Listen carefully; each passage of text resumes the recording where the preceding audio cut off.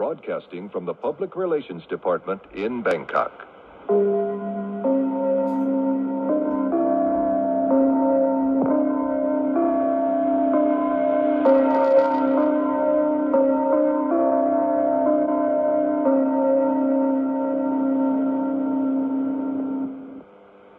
This is HSK9, Radio Thailand World Service, broadcasting from Bangkok for listeners in Asia and the Pacific, the Middle East and Africa, Europe and America.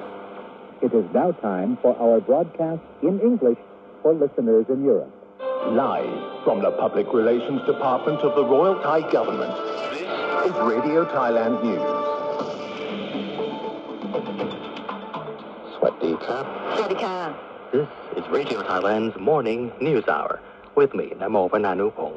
and with me ดวงรัตน์สงสว่าง Starting off with our national news this morning. The World Bank has encouraged